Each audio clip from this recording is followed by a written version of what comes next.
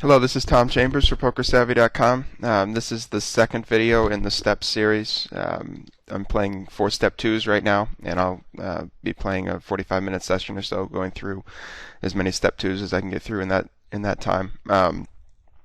First off, for those who already watched the step 1 video, let me start out by talking about payout structure adjustments for this for the step 2 tournament. There is a decent difference. I'm looking at the payout structure right now on the bottom right, and as you can see, there are now 5 spots that pay as opposed to 3 in the last time. There is a 5th place payout that is a loss. You move from step 1 or step 2 down to step 1, which I guess is analogous to that $1 payout for 4th. 2 people make it back to step 2, and 2 people move on to step 3. So it's a little bit of a flatter payout. The size of step 3 is only 3 times the size of step 2 as opposed to 4 times going from step 1 to step 2. So the payout, I'm going to try to flop a setup here with the 4s, didn't do it. So the payout goes from 4-4-1 in the step 1 payout structure to a 3-3-1-1, and then 0.3 or something for 5th place payout structure. So it means that survival is worth even a little bit more.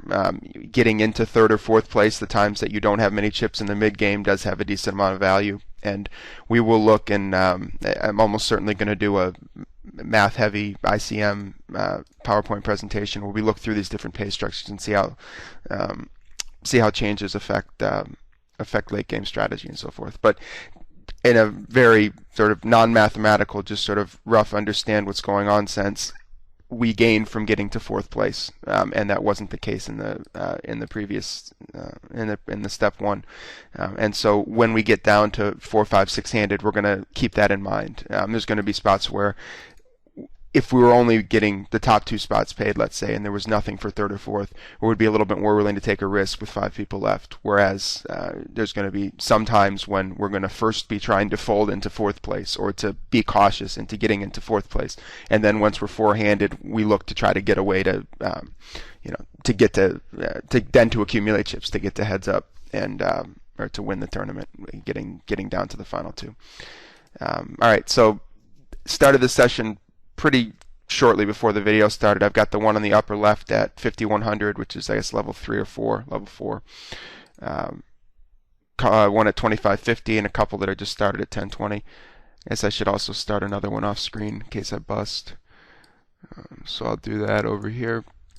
In the early stages, just like we said in the previous one, there's going to be sort of a lot of cautious play, looking for some opportunities to get chips with relatively low risk. I doubled up in this one when I had aces. Somebody raised pre-flop. I 3-bet them with aces. I shoved the flop.